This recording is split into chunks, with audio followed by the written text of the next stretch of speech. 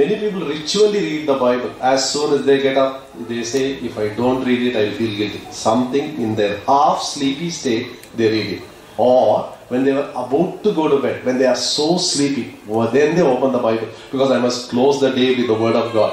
Our Sevakudu has told us. So they will read the Word of God. In these two situations, least will go inside.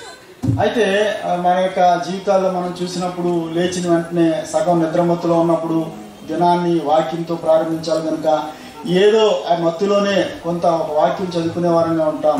లేదన్నట్లయితే దినము ముగించేటప్పుడు ఇంకా పడక మీదకి వెళ్ళేటప్పుడు అప్పుడు ఏదో ఒక వాక్యం తీసి చదువుకుని సేవకుడు చెప్పాడు కనుక దినాన్ని మన వాక్యంతో ముగించాలని అటువంటి పరిస్థితుల్లో ఏదో ఒకటి రెండు మాటలు దేవుని మాటలు మనం చదివే వారంగా ఉంటాం.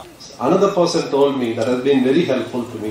He said, never read the Bible passively. Keep a Bible diary next to you. Whatever you read, you immediately write down. I have got this promise.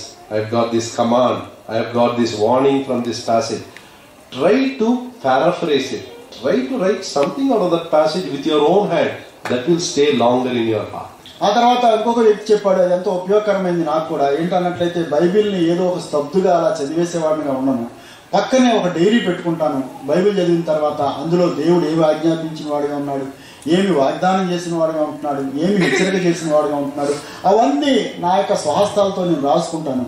అవి నా జీవితానికి తర్వాత దినాల్లో ఎంతో ఉపయోగకరమైనవిగా ఉంటాయి అని ఆయన చెప్పిన వాడుగా ఉన్నాడు. So reading, writing, thinking, when everything is going together, enemy has least opportunity.